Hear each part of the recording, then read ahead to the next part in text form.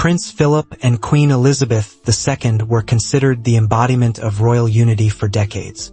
However, in the later years of his life, Philip chose to live separately from Queen Elizabeth II. Today, their children, King Charles, Prince Andrew and Princess Anne, have finally decided to share the true reasons behind this unexpected distance between them. What motivated Prince Philip to spend his final years away from the Queen? Let's try to find out. Their union inspired both envy and admiration, but what lay behind the facade of prosperity and regal grandeur? More than 70 years of unending gossip, intrigues, secret arrangements, and an inexplicable resilience that carried their love through the decades. It seemed that the royal couple had made an unspoken pact that no scandal could shake. How did they manage to maintain the appearance of an ideal relationship when true passions raged around them? Why did the public never discover the whole truth about the prince's affairs and the Queen's unusual tolerance? What is the cost of the supposed family happiness displayed to the entire world? This is a story that overshadows even the most dramatic scenes of the series, The Crown. Let's delve into a world where royal titles do not guarantee personal happiness. Prince Philip and Queen Elizabeth were married on the 20th of November, 1947, at Westminster Abbey. They first met at a family wedding when the future Queen was merely a child, but were introduced again as teenagers, and reportedly, the Queen fell in love at first sight. They were destined to become the longest married royal couple in British history, and even after 70 years of marriage, royal biographer Ingrid Seward wrote, "The Queen's face lights up when Philip enters the room," via the Washington Post. One intriguing detail about the Queen and Prince Philip, unlikely ever to be shown in The Crown, as reported by the Daily Beast, is that the prince moved out of Buckingham Palace towards the end of his life to a farm manager's cottage on the Sandringham estate. It is said that he stopped living with the Queen after retiring from public life at the age of 96. Fans of the Netflix series will recall that Prince Philip was not portrayed as particularly attached to Buckingham. Philip admitted to his biographer, Basil Boothroyd, that he married for convenience. "I was tired of poverty. I never had a place of my own. Since the age of 8, I had wandered from school to ship. The heir to the Greek throne was just a year old when the family fled their homeland due to a revolution. France, England, Germany, Scotland, and back to England. Philip fought in the Navy throughout the Second World War. It was only in 1947, thanks to a favorable marriage, that he found a place of his own at Buckingham Palace and the title of Duke of Edinburgh. He was 26. Elizabeth was 21.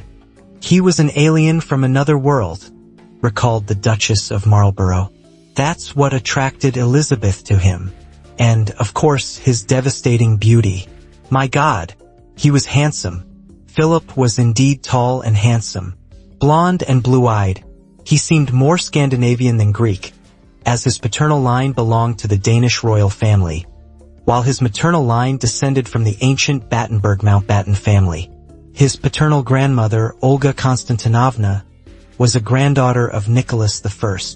The royal marriage was torpedoed in the mid-1950s by Philip's affair with Princess Alexandra of Kent, says writer and intelligence historian Gennady Sokolov, a cousin and close friend of Elizabeth. The Queen decided to preserve the official bonds of marriage but expelled Philip from the marital bedroom, thrusting him into the arms of women willing to succumb to his charm. Society gossip circles compiled a list. The Duchess of Abercorn, the Countess of Westmoreland, Hollywood star and Oscar winner Shirley MacLaine, actresses Anna Massey, Jane Russell, Zsa Zsa Gabor, and Merle Oberon, TV star Katie Boyle, and socialite Helen Cordet. This is far from a complete list. According to royal author biographer Robert Lacey, the key to maintaining the strong marriage was the tacit understanding each had the right to their own independent private lives. This style was referred to as a family confederation. As for Elizabeth, she never commented on Philip's infidelities. She seemed to have taken to heart the advice of her husband's uncle, Lord Mountbatten, who orchestrated their marriage. Men have certain needs, but that doesn't mean they love their wives any less. Being married for over 70 years is quite an achievement. especially when that marriage has been in the spotlight of global public interest from its very inception until that memorable moment when the words "I do, I pledge to love" were exchanged. Since then, the marriage of Elizabeth II and Prince Philip has been an example of honesty, openness, and resilience for millions of subjects of the kingdom and the world. Alongside Prince Philip, Queen Elizabeth demonstrated how to keep emotions in check and weave a bit of serving the interests of the state into family bliss without losing love. Even in their youth, Elizabeth and Philip could have behaved like any other married couple, but they had one curious arrangement. When the couple moved to Clarence House in 1949, they had both a shared bedroom and two separate ones. Here's how the Queen's cousin, Lady Pamela Mountbatten, explained it in an interview with Vanity Fair. "You don't want to be disturbed by snoring or shifting legs during your sleep. Then, when you miss one another and feel uncomfortable, you share a bedroom again. It's nice to have the choice, isn't it?" The pair also never held hands in public. Over the years, Queen Elizabeth II and Prince Philip were often seen together in public, but they never held hands, not because they didn't love each other. As royal biographer Giles Brandreth explains, the couple believed in stoic values reflective of their generation, a capability to endure life's challenges with fortitude and always conduct themselves with dignity. He added that the prince considered himself more of a pragmatist than a romantic. Despite possible affairs, peculiarities in the marriage, and the oddities of the royal family, many believe that Queen Elizabeth's reign owed its success primarily to Prince Philip. As the biographer states, while Elizabeth II wears the crown, it is Philip who wears the trousers. He is the power behind the throne, shrewd, steadfast, and a constant support. They spent 73 years in a strong marriage until the passing of Prince Philip in April 2021. "Throughout all these years, he has simply been my mainstay," was the Queen's final tribute to her husband that touched the entire world. A year and a half later, the cycle of life came full circle. Elizabeth II passed away on September 8th, at the age of 96 at Balmoral, where the couple had once spent their honeymoon. She is now buried alongside her beloved husband.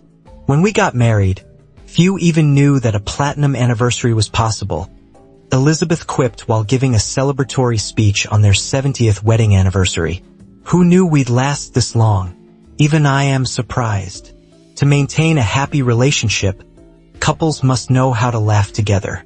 A similar sense of humor is key to a strong family. Every time the Queen was seen laughing in public, it was often shared with her husband.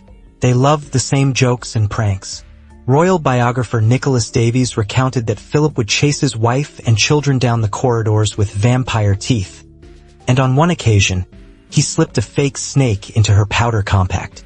His sense of service, intellectual curiosity, and ability to extract enjoyment from any situation were all irresistible, said Elizabeth II about her late husband during a Christmas speech last year. "That mischievous, inquisitive glance was as bright at the end as it was when I first met him." Even in the royal family, disagreements occur, but the key isn't that they happen. It's how the couple reconciles and the lessons they take from it. Elizabeth and her husband lived by this principle. In 1954, they had their first public spat during a state visit to Australia. Reports say the argument was so intense that Philip stormed out of their chalet, and the Queen hurled a pair of tennis shoes at his back in anger. However, the quarrel was short-lived, and the couple soon reconciled, with the Queen apologizing to those present for the scene. "I apologize for this little interlude, but as you know, it happens in every marriage," she remarked. "I think the main lesson we've learned is that tolerance and patience are essential components of any happy marriage," Prince Philip said during their golden wedding anniversary celebration. "These may not be as important when things are going well, but they are absolutely necessary when the situation becomes difficult." It was rumored that before marriage, Philip had a lively personal life. With friends, he would leave ships in city ports and go off to entertain himself, sometimes visiting brothels. Even after becoming the prince consort to the princess, he continued to attract women, his royal status heightening the allure. a former wife of his friend, once wrote a book detailing the escapades of her husband and Philip. She claimed that the friends often visited brothels, indulging in merriment. The tabloid press eagerly seized upon these stories, painting the prince in an unflattering light. My God, we all know how sometimes it's challenging to maintain the happy family you speak of, but if achieved, there's nothing better. A few choice words can say more than entire volumes. When a bishop was asked what he thought about living in sin, he candidly replied that he was against it. If asked what I think about family life after 25 years of marriage, I would respond with the same candidness. I am for it. Elizabeth stated in 1972 as their family celebrated their silver wedding anniversary. The Duke of Edinburgh was frequently rumored to have romances with some of the most beautiful women, which some speculated was the reason Elizabeth was hesitant to share a bed with him. For instance, journalists often brought up Philip's reported relationship with singer and cabaret star Helene Cordet, with whom he had apparently fallen in love back in 1927.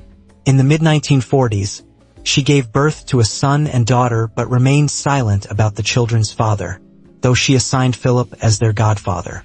Many believed he was more than just their godfather, speculating he was their biological father. Elizabeth maintained her composure, although insiders claimed that her husband's affairs negatively affected the family's climate. Prince Philip was especially often linked to Princess Alexandra of Kent, the Queen's cousin. Rumors suggested that all relatives were aware of the relationship and that the lovers weren't trying to hide it. Only after Princess Anne's marriage did the scandals surrounding the royal marriage begin to subside. In the 90s, tensions in the royal family eased. The children of Philip and Elizabeth II grew up, allowing them to spend more time together. However, one woman managed to significantly strain their relationship: Diana Spencer. Philip had remained silent for decades regarding the affairs attributed to him. It was only in 1992 that he broke his silence. As soon as Charles began his relationship with Diana, his father insisted on marriage. Insiders claimed that Philip was thrilled with his son's choice and considered her like a daughter. There were several reasons for Philip and Diana's closeness. Firstly, Lady Di had a way of endearing herself to people. She was adored by both palace staff and other members of the royal family. Secondly, the former wife of Charles always felt out of place in the royal family, and Philip understood this like no one else. The father-in-law and daughter-in-law exchanged letters frequently, particularly when Charles rekindled his relationship with Camilla Parker Bowles. We could never have imagined that Charles, in his position as heir to the throne, would dare risk everything for the other one. I cannot conceive how anyone in their right mind could leave someone like you, Philip wrote to Diana.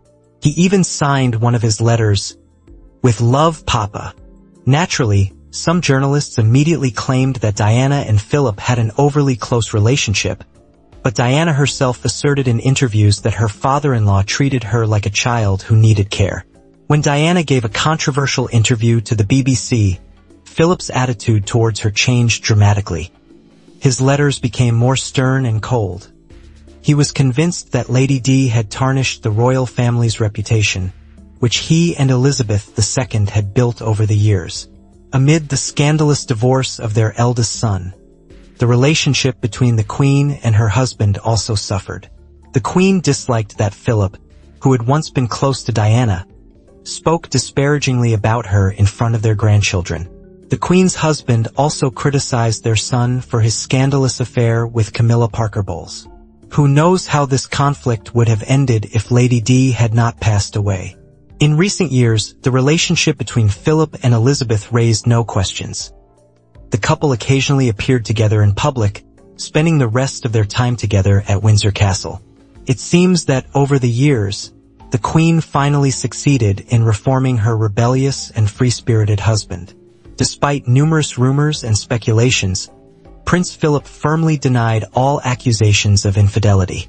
"My goodness, woman," he once told a journalist who questioned him about extramarital affairs. "Have you ever considered that for many years, I have not gone anywhere without a police officer accompanying me? So how on earth would I have been able to do anything like that?" Yet, there were undoubtedly strains in Prince Philip's marriage. It is known, for instance, that he disliked Buckingham Palace and wished for the family to continue living in Clarence House. However, Elizabeth heeded government advice, and the couple moved. Philip also had to accept that his wife and children would bear the Windsor name, though he had insisted on Mountbatten. It is said that the prince lamented to friends that he was the only man in the country not allowed to give his children his surname. In 2017, Philip officially stepped down from his public duties as a member of the royal family, although he continued to accompany the Queen at public events. By then, the Duke of Edinburgh had made more than 22,000 solo public appearances, visited other countries about 600 times alone, and delivered approximately 5,500 speeches.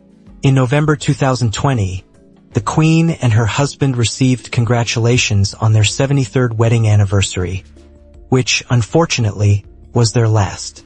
That day, the royal family's official account released a previously unpublished photo taken during the couple's honeymoon. Earlier that summer, a new photo of the couple was released in celebration of Philip's 99th birthday. Prince Philip fell short of his 100th birthday by only a couple of months. He would have celebrated it on June 10th. The last 3 years before Prince Philip's passing, Elizabeth II and her husband lived more than 100 miles apart, and only the coronavirus pandemic brought them back under the same roof. The royal couple weathered the epidemic within the walls of Windsor Castle in Berkshire. Elizabeth and the Duke of Edinburgh began living in separate residences in 2017, after Philip's official retirement. Since then, the Prince Preferred would farm cottage in Sandringham, Norfolk, a property where Her Majesty traditionally spent the New Year holidays, inviting all their family to stay. The Queen, as before, remained at Buckingham Palace, the official working residence of the British monarchs. They even spent their 72nd wedding anniversary apart. Prince Philip was quite content with the quiet and unhurried rural life, while his wife remained committed to her work and duty. However, everything changed with the start of the lockdown in Britain, when the couple isolated together. According to Express, no more than a dozen staff members were with the royal couple at Windsor Castle during the pandemic. An anonymous source told The Times that the couple spent time both together and apart. Prince Philip enjoyed reading and watercolor painting, while Elizabeth kept up with current events, reviewed media reports, and handled state documents. Additionally, sources reported that the monarch regularly video called her family members. The couple reportedly shared many common interests, and rumors suggested they even entertained themselves with dancing during quarantine. Experts believe that the pandemic turned out to be quite a happy time for the royal couple. The last year of Prince Philip's life was spent under one roof with his wife.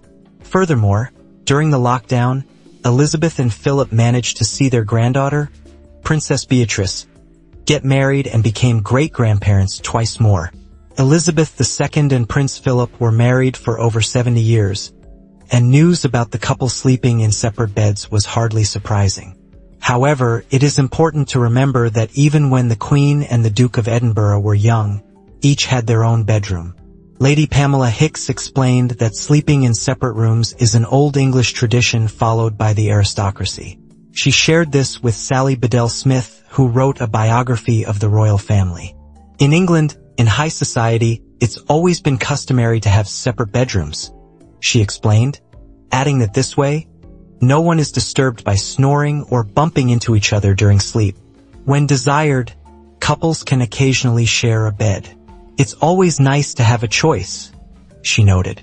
Concert promoter Eric Borgen from Miami agrees, seeing it as a true luxury. It's a matter of convenience if you have the means to afford such luxury. If you have an extra room, it's splendid, he believes, noting that he and his wife have separate bedrooms. In our circle, it's quite normal, Eric added. Earlier reports mentioned that 98-year-old Prince Philip lived his life separately from Elizabeth II and spent most of his time at Windsor or in a modest cottage called Wood Farm at the Sandringham estate. The Queen believes that the Duke has rightly earned his retirement. She knows him too well. If he were still at the center of royal life, he wouldn't be able to stay away. a courtier revealed. At Balmoral Castle, where the Queen retreated from bustling London and her duties, there is quite an expansive territory. The Scottish residence has belonged to the royal family since 1852. The castle boasts 52 bedrooms, providing Her Majesty with ample personal space. Their separate living arrangement began in mid-2017 when the August husband retired officially and chose to reside in the cottage known as Wood Farm in Sandringham, Norfolk. This place had long been favored by Elizabeth, where she traditionally spent her winter, New Year, and Christmas holidays with family. The Queen remained at Buckingham Palace. It has long been the official residence of the British Windsor royal house, and living elsewhere permanently was considered impossible due to the prestige of the English monarchy. An exception was made for the Palace of Holyrood House, since Elizabeth ruled not just England, but Scotland as well. During self-isolation, the couple gathered under one roof at Windsor. Alongside them, a dozen servants and a couple of security guards voluntarily secluded themselves from the world. Confidential sources told the press that Their Majesty's leisure time was both shared and separate. Modern technology came to the aid of the secluded, allowing them to connect with other family members. Prince Philip always responded very tersely to questions about life and death. He said he didn't want to celebrate a centennial if he were falling apart at the time, as there would be no enjoyment in it. King Charles III admitted that he spoke with Philip the day before his death. According to the Queen's son, he called Prince Philip on April 8th to discuss plans for his 100th birthday. "Well, I have to be alive for that, don't I?" Philip replied, laughing. "I knew you'd say that," Prince Charles told his father. According to page 6, this was Charles's last conversation with his father. During a meeting at the London hospital where Philip was being treated, Charles, the future king, received instructions from his father. In an emotional bedside conversation, the Duke of Edinburgh advised Prince Charles to take care of the Queen once he was gone. He also shared how Charles should lead the royal family in the years to come. A biographer reported to the publication. Prince Harry also shared his experience, telling a film crew how Philip praised Harry for fighting for his wife's happiness. Granddaughter Zara Tindall also added that Prince Philip knew he was aging, and he absolutely didn't like it. "He was the worst patient in the world. But honestly, I never prepared for his loss because he was always there," Zara said. Princess and paid tribute to her father's hard work and inquisitive nature, reflecting on his life on the day he would have turned 100. She said that Prince Philip's practicality helped shape her childhood, saying, "Your life experiences have a huge influence. He saw a lot, both in work and in the fields of industry and academia within a truly broad spectrum. He probably asked more questions than expressed opinions. He was always good at that." During a brief interview, Princess and also presented the Prince Philip Medal to Dr. Gladys West at her home in Virginia, USA, in recognition of her work. King Charles III paid tribute to his father by publishing a charming black-and-white photograph of a young Prince Charles welcoming the Duke home from a trip to Malta in 1951. He was the first member of the British royal family to speak to the press after Prince Philip's death. At the time, then Prince Charles left his residence, Clarence House, to address the reporters.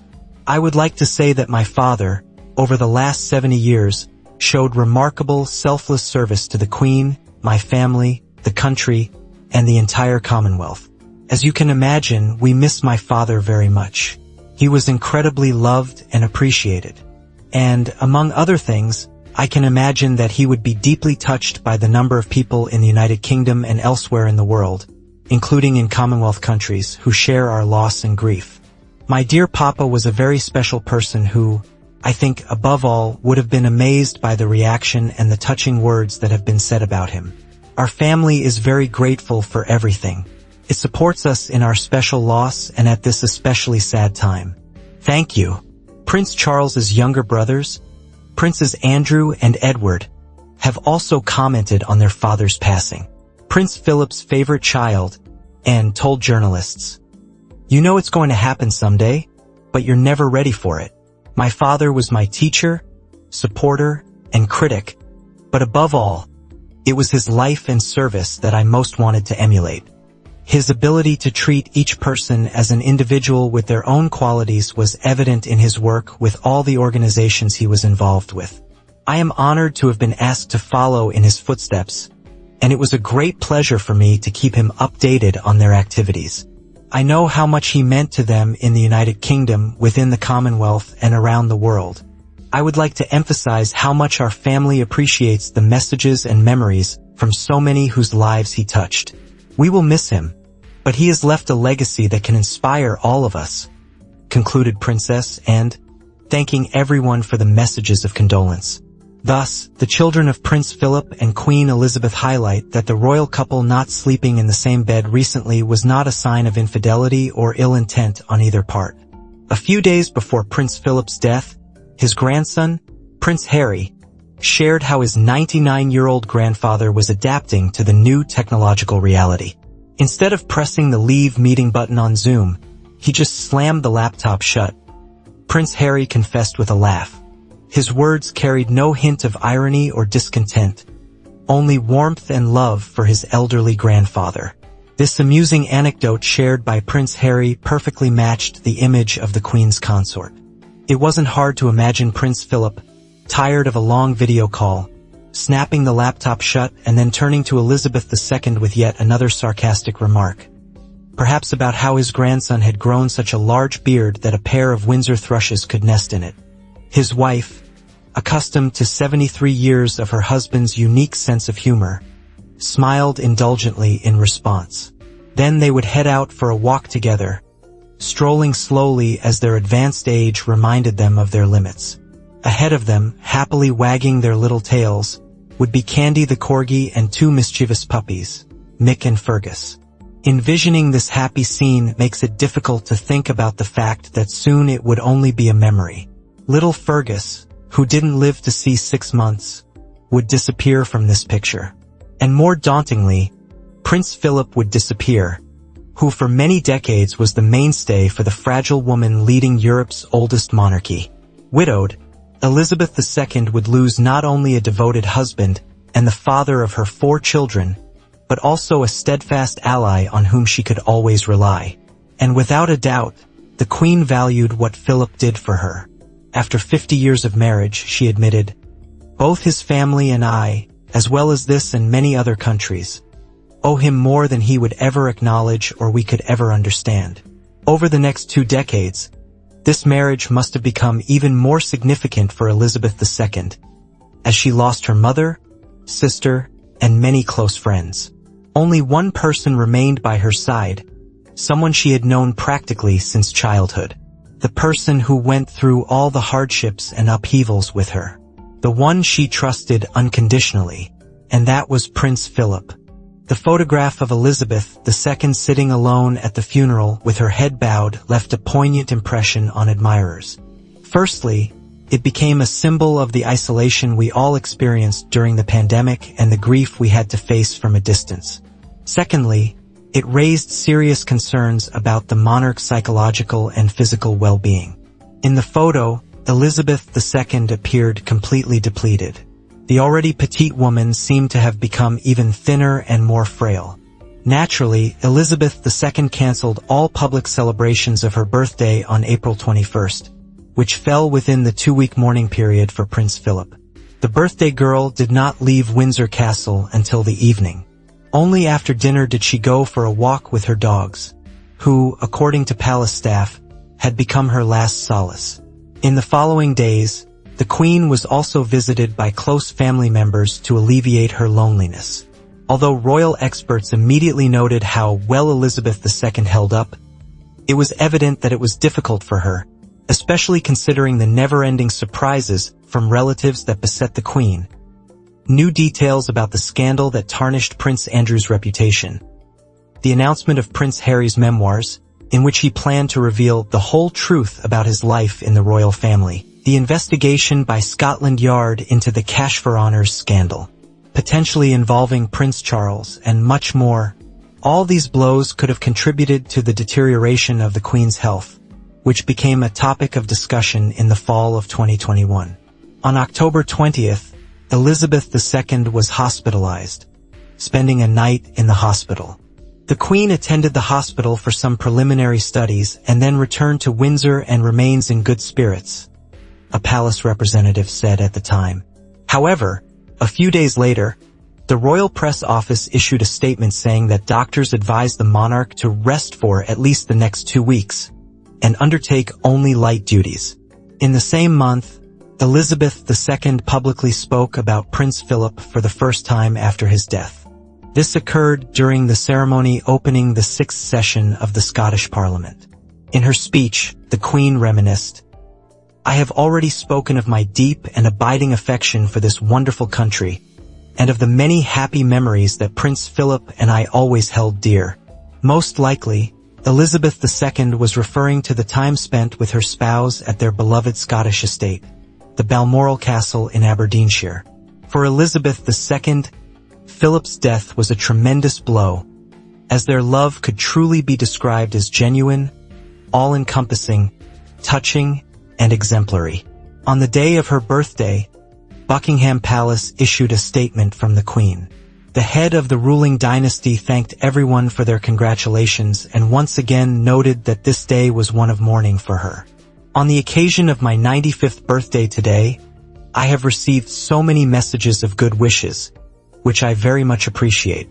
While as a family we are in a period of great sorrow, it has been a comfort to us all to see and to hear the tributes paid to my husband from those within the United Kingdom, the Commonwealth, and across the world. My family and I would like to thank you all for the support and kindness shown to us in recent days," the Queen noted.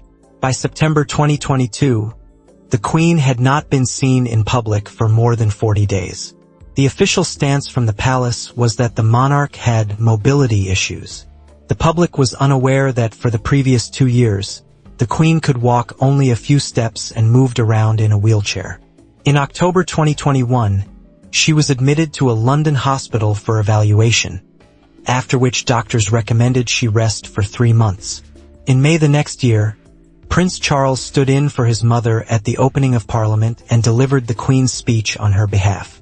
In July, following the triumphant celebration of the Platinum Jubilee, and after her old friend Lady Butter passed away at the age of 97, the Queen reportedly said, "I can't wait to be gone. All my friends are leaving." Information bulletin for the media was sent from the palace to all British newsrooms.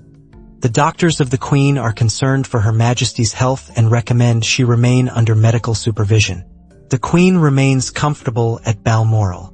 When the Queen's father, King George VI, died in 1952, the news was transmitted under the code word Hyde Park Corner to keep telephone switchboard operators from knowing. The code words to be transmitted in the event of the Queen's death were, "London Bridge is down." In the blue drawing room of the palace, sitting at his father's desk with a photo of his mother on it, King Charles addressed the nation in a black suit and tie, describing his immense loss. He said that his mother was a source of inspiration not only to him and his family but also to everyone. Struggling to hold back his emotions, he said, "And to my darling mama, as you begin your last great journey to join my dear late papa, I want simply to say this, thank you." King Charles ended by quoting Horatio from the 5th act of Hamlet. "May flights of angels sing thee to thy rest." Over nearly 74 years together, Elizabeth II and Prince Philip had 4 children, 8 grandchildren, and 10 great-grandchildren. Together, they traveled the world, participated in official ceremonies, and continued to uphold the centuries-old traditions of the British monarchy. Elizabeth and Philip managed to avoid the divorces that 3 of their 4 children experienced. Only their youngest son, Prince Edward, remains in a happy marriage. They were married for more than 73 years, longer than any other reigning monarchs. According to biographer Giles Brandreth, the key to their happiness was that Philip always made the Queen laugh. Representatives of governments from around the world, as well as royal families from Japan, the Netherlands, Monaco, Spain, Jordan, Denmark, Sweden, and Norway, came to London to bid farewell to the British Queen. For Spanish King Juan Carlos, attending Queen Elizabeth II's funeral was his first public appearance in 2.5 years. as it was for the wife of Japanese Emperor Naruhito. Among the presidents attending the funeral were Emmanuel Macron and Joe Biden with their spouses. Former British Prime Minister Boris Johnson also attended with his wife to pay last respects to the Queen. Elizabeth II was buried alongside her husband, Prince Philip, in the memorial chapel of her father, King George VI. The Queen Mother and Elizabeth II's sister, Princess Margaret, are also interred there. The new King of the United Kingdom became Elizabeth II's eldest son, Charles. His wife, Camilla, was declared Queen Consort. After Charles, the title of Prince of Wales was given to William, and his wife, Kate, became the Princess of Wales. Reflecting on the enduring legacy of Queen Elizabeth II and Prince Philip, we are reminded of the profound impact their partnership had on the world stage. Their unwavering commitment to duty and each other provides a timeless example of resilience and love amidst the challenges of royal life. What lessons do you take from their extraordinary journey together? Share your thoughts in the comments below. If you found this exploration insightful, don't forget to like and subscribe to our channel for more engaging content on history's most remarkable figures.